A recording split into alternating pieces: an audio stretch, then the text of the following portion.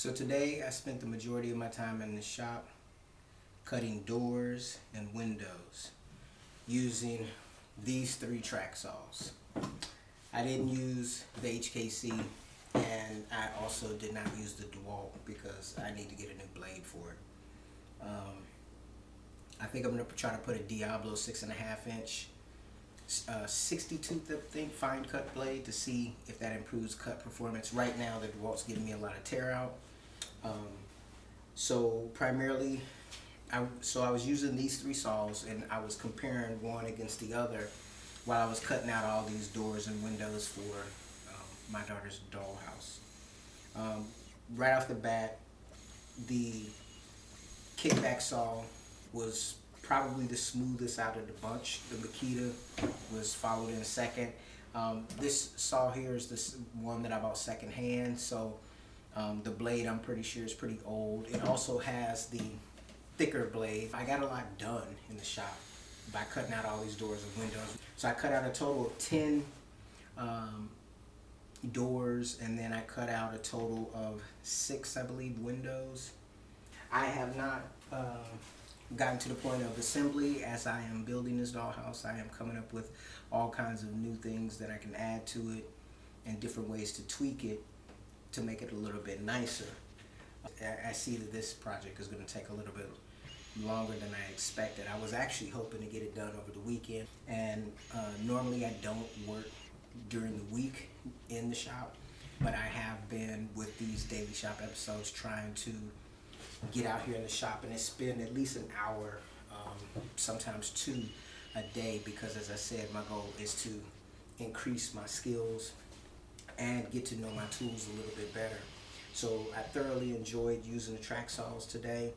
I feel like just having this time, basically just using the track saws and not using them in conjunction with other tools, helped me to get a little bit more acquainted with the tools, using the actual plunge method or plunge mechanism, and using the marks on the saw to actually determine the start and stop points.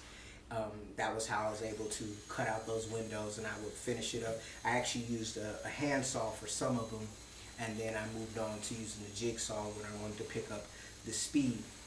I won't say that my cuts were perfect, but I'm pretty proud of how I came out. I got some sanding to do, and I have some ideas on how to make the actual cuts look a little bit better than they do even now. I still have to make the top of the dollhouse, which is going to be, like a typical roof, slope roof. I have not constructed that yet, and I'm not even sure how I'm going to do that, because I've seen some people on YouTube make dollhouses where they cut the whole side out, in one piece, and I opted not to do that because I was actually trying to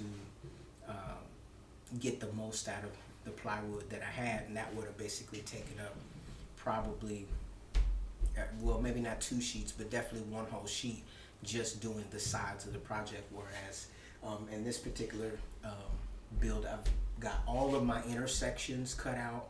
As far as my vertical intersections, I have not cut the horizontal as of yet, and then also I've got the top and bottom. So far I've used, I want to say, 2 sheets of plywood, not fully. I still have some left of the second sheet.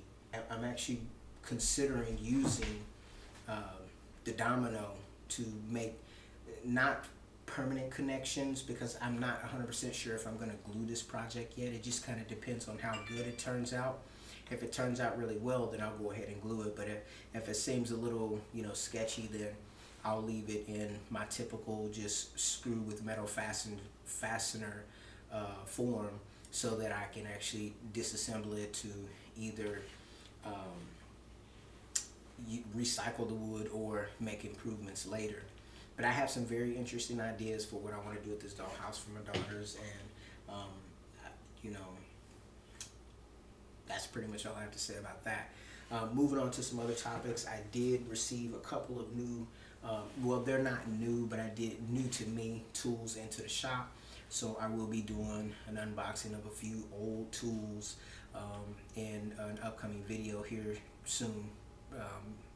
I'm not sure if it'll be today, tomorrow. Well, it won't be today. I don't know if it'll be tomorrow or the next day or whatever, but I'm excited about those tools. They're going to enhance my productivity and help me to move in the direction that I want to go in. Now, something else that I wanted to talk about in regards to these track saws.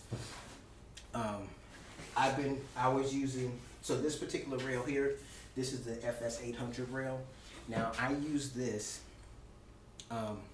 I assigned this rail to the REB saw because prior to doing that, I had not used that saw, and because I wanted to get a feel for the difference between the two saws. They're fairly similar, as I said. It could be because it's newer, but this thing seems to be cutting like butter. I mean, the blade feels thinner. It cuts well. The Makita is no slouch at all either. This one cuts fine, but I don't know. You just feel a difference between the two.